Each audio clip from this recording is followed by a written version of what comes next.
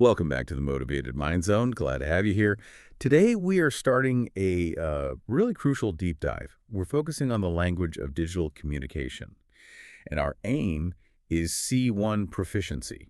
So that means getting beyond, basic words and really digging into the nuance, the policy, the actual infrastructure. That's exactly right. I mean, if you want to properly analyze the digital world today, maybe in a professional setting or academically, fast internet, or a bad website, it's just not specific enough, is it?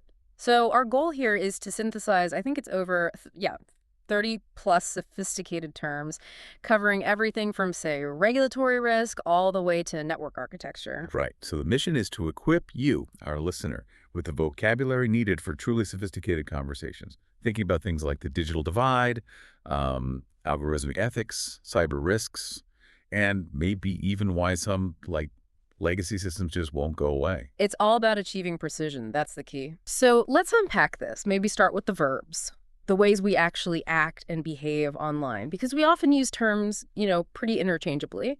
But for C1 level, distinguishing between casual looking and directed activity is vital. Okay, I think I know where you're going.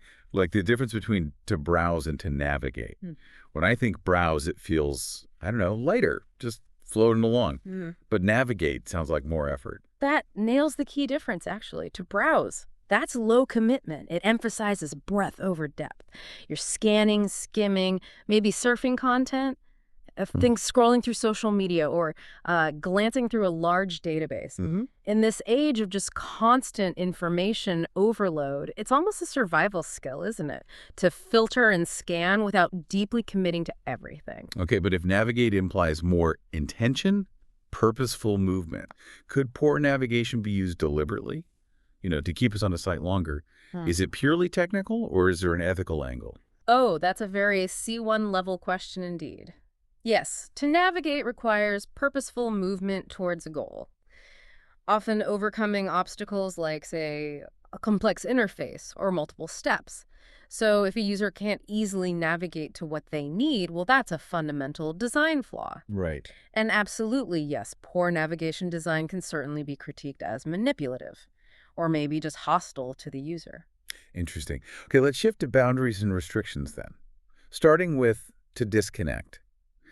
Beyond the sort of classic meaning like a technical failure dropped call, bad signal, it seems to have a stronger social meaning now too. Correct. Socially, an abrupt disconnection, just leaving a video call without a word, that's considered poor etiquette, rude even. Yeah. But technically, we're also seeing newer uses, like the ability to formally leave a specific notification stream, or maybe exit a large group chat. It's become a kind of deliberate digital exit strategy. Which leads nicely into to unblock, which I guess fundamentally just means removing a restriction to allow access again. This seems to cover a whole range of digital life, right? From IT departments to, teenagers. Exactly. You see it in corporate network security IT, needing to unblock a website maybe flagged by a firewall, or in parental controls, unblocking an app for a child. But social, unblocking someone on social media after a fight, that can be a really significant gesture, a sort of digital reconciliation. True. Unfortunately, not all digital actions are quite so positive. We have to touch on the darker side. Starting with the spam. Sending unwanted messages, usually loads of them. You mentioned this goes way beyond just annoying emails now. Oh, it certainly does. We really need to think about spam's impact in, say, 3 spheres. First, it's a tool for cybersecurity risks. Sophisticated phishing scams often rely on just mass volume to catch people out. Okay. Second, it's a big issue for community management online.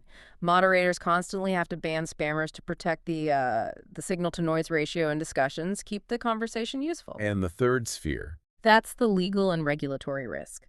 This is quite advanced. Companies can face massive fines under laws like GDPR if they send out marketing emails without explicit consent. It's basically corporate spamming. Digital pollution almost. Exactly. Digital pollution backed by potentially huge legal penalties. Wow. Okay. And often linked with that, I suppose, is clickbait. Yes, clickbait. We define that as content, usually a headline or maybe a thumbnail image that's deliberately sensationalized Oh, or just misleading. the goal is purely to exploit our curiosity, Hmm. right? Just get that click. But why does this system even reward that kind of behavior? Well, it comes down to the economics of the attention economy. It's quite simple, really. High click-through rates translate directly into advertising revenue, often completely regardless of the quality or even the truth of the content behind the click. Hmm. Being able to analyze how clickbait damages, let's call it information hygiene, and erodes trust, that's crucial for C1 level discussion. Definitely. Okay, we've covered actions, ethics. Let's pivot now to the actual pipes, the infrastructure underneath it all. For advanced analysis, we need to know the systems. Let's start modern. Cellular and broadband. Right. Cellular is key for resilience and coverage, particularly mobile coverage. It's our decentralized system using radio towers, cell towers. It's vital, especially for remote areas where laying physical cables is just impractical or too expensive. And it's constantly evolving. Think 5G promising much lower latency for future tech, like, I don't know, remote surgery or autonomous driving. Okay. And then there's broadband. We all use the word to just mean fast internet, but what's the technical definition? What makes it broadband? Technically, the key distinction is its ability to handle concurrent activities, simultaneous sharing of information. So, uploading, downloading, streaming video, all happening at the same time. Something old dial up could never dream of managing. And that capacity, that concurrency, links directly to huge societal issues, doesn't it? The lack of reliable, genuinely high-speed broadband, especially with good upload speeds, creates that massive equity problem we call the digital divide. Absolutely. Lack of proper broadband access can cripple economic opportunity, educational access. It's a major issue. And when we talk about things like fiber optic rollouts, the really crucial aspect is often symmetrical speeds. Meaning upload is as fast as download. Exactly. Which is vital for anyone doing serious work from home, using cloud services heavily, backing up large files, creating content. It's not just about watching videos anymore. Got it. Now, maybe we should briefly touch on some systems that show, well, digital obsolescence. Tech that's been replaced, but sometimes just hangs around. Let's group together, say, the telegraph, the payphone, the extension, and the infamous fax machine. Sure, the telegraph is sort of the classic example, isn't it? A 19th century marvel using electrical signals over wires showed how news first outpaced physical transport, relied on Morse code. Foundational, but gone, the payphone. Shows how quickly personal tech mobile phones basically wiped out a whole public infrastructure. Once essential, now almost extinct. Hmm. The extension. That dedicated extra phone line within an office building, right? Designed to bypass the old central switchboard for internal calls. Largely replaced by VoIP systems. And the fax machine. Or facsimile, that's the really stubborn one. Still used in law, healthcare. It really is. It persists. People often cite security or regulatory reasons, even though the technology itself can be quite temperamental. It sort of represents a certain institutional inertia, I think, in industries that are maybe slower to adopt newer digital workflows. That makes sense. And we also have systems just for internal voice communication, like the intercom. Right. Purely internal. Critical for very specific localized functions, like public announcements in a supermarket, or more critically, safety communications in aviation or on ships. Okay, that covers the wires, the towers, the history. Let's dive into digital culture now, content, and the fascinating language that springs up around fast communication. Yeah, we rely so heavily on digital shorthand, don't we? We should probably quickly distinguish between emoticon and emoji. Ah, yes. Emoticon is the old school one, made with keyboard characters. Exactly. Purely typographic, like the classic colon parenthesis smiley. The original way to inject some tone into plain text. Whereas the emoji, which originated in Japan, is the actual small digital image or icon, much more visually expressive, dynamic.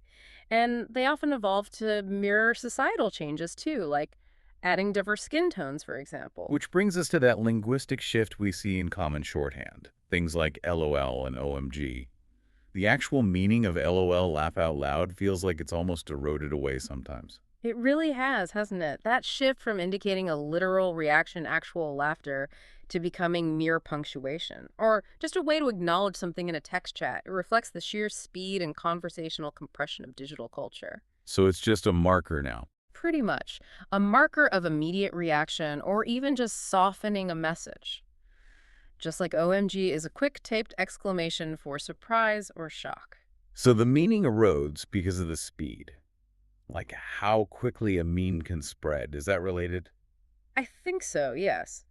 The meme, an image, video clip, often altered or captioned humorously, is defined by its virality, its ability to spread incredibly rapidly. It's a highly efficient way to tap into a shared cultural moment or feeling. They act almost like collective digital inside jokes. Right. And so much of this online content creation revolves around self-representation. The selfie, for instance, the self-portrait taken with a smartphone. It's become fundamental to how people curate their online identity. Definitely. While the vlog, the video blog, is perhaps the more involved version of that. Vlogging really democratized broadcasting, didn't it? Allowing creators to share personal experiences, expertise, and build these massive loyal followings. The key to their success often seems to be perceived authenticity. Whether it's real or not is another question. True. We also get these fun sort of cultural disruptions popping up, like the photo bomb. Ah, yes, photobombing. Deliberately jumping into someone else's photo, usually as a humorous interruption, often goes viral, especially with celebrities doing it. It's a great example of digital culture sort of bleeding into the physical world to create content. Exactly, that hybrid interaction. Okay, let's start wrapping things up by moving into the really technical nuts and bolts, the structures, systems, security concepts. These are essential for advanced discussion. Right. Let's start with organization on a device. The directory. It's more than just a folder. It really implies a file system hierarchy, a structured way of organizing data, fundamental for managing files, backups, everything. Okay, then moving outwards to the web itself, the domain. That last bit of a web address, .com, .org, .edu. Yes. It identifies the website's category, maybe its location, signals its purpose. Claiming a domain name is like getting your address online. It's that critical first step for any online presence. And that domain often hosts a blog, right?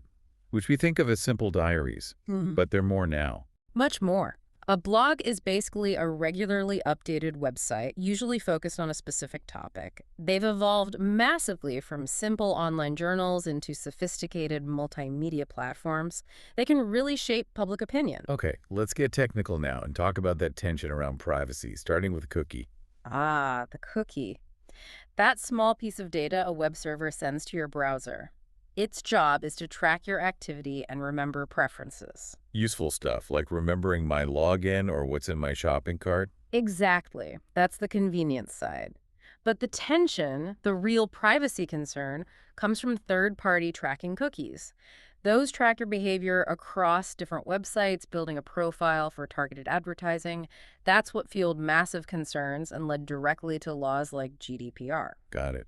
And that privacy tension seems magnified, like 1,000 times when we talk about the IoT, the Internet of Things. Oh, absolutely. Connecting everyday physical objects, thermostats, cameras, fridges, cars to the internet so they can send and receive data. The potential seems huge. Home automation, industrial efficiency. Revolutionary potential, yes. But the security challenge is just immense. From an architectural view, every single one of those connected devices is a potential weak point for hackers. A huge attack surface. A massive attack surface. And just managing the sheer volume of incredibly personal data collected by potentially billions of these devices, well, that's perhaps the defining security and privacy challenge of our time. Wow. Okay. Shifting back slightly to human connection and collaboration, the teleconference. Yes, a meeting held electronically, audio, video, connecting people in different locations. It's become the absolute backbone of global business, hasn't it? Despite the common technical glitches and, logistical hurdles we all face trying to set them up. Tell me about it. And sadly, we also have to address the really serious negative consequences of all this connectivity. Cyberbullying. Yes, we must. Using electronic communication, posts, texts, images to deliberately harass, threaten, or harm someone. This isn't trivial, it's a very serious issue, causing profound real-world harm. It often involves specific legal protections and carries significant penalties now. It really highlights the dark side, the powerful negative potential that comes bundled with constant, pervasive digital connection. It does. And just two final quick terms, almost mundane, but they represent our digital dependency. The keypad Right, the set of numbered buttons for dialing or entering a PIN, often virtual on our screens now, of course. and the ultimate abrupt end to any digital interaction. Dead. Dead. The device state, meaning the battery is completely drained, that sudden total cutoff, it perfectly illustrates our vulnerability and reliance on power, doesn't it? It really does. Wow. That was a tremendous scope we covered. We went from like clickbait ethics and corporate fines Yeah. all the way to the physical architecture of cellular networks Yeah. and the very real severity of cyberbullying. It's a huge range. And if you step back and connect all these concepts, you see the vocabulary itself tells a story. It traces our societal shift. We're moving away from physical, dedicated hardware, payphones, physical extensions, towards these pervasive, often invisible, high-stakes systems of data flow, like IoT, cloud data, fiber optic. Mastering these terms lets you actually analyze and critique that massive shift, which is exactly what C1 proficiency is all about. It's not just knowing words, it's understanding the systems and consequences they represent. Couldn't agree more. That precision is key. So to leave you, our listener, with a final provocative thought to mull over, looking back at all the terms we discussed today, which of those older legacy concepts, maybe the fax machine, the telegraph, perhaps even the idea of a directory as a distinct thing, which do you think will genuinely vanish completely, like gone forever in the next 10 years? That's a good one. And maybe conversely, which of the newer terms we talked about, perhaps flog, or even the very definition of a selfie, which of those might not disappear entirely, but could evolve into something almost unrecognizable because of new tech? Thinking about generative AI or advanced spatial computing, maybe foldable screens, how will the language itself have to adapt to describe those new realities? That's a fascinating challenge to ponder. What will stick, what will morph? Great questions. Thank you for joining us for this deep dive into the language of digital precision. We'll be back soon with another deep dive. Thanks for listening.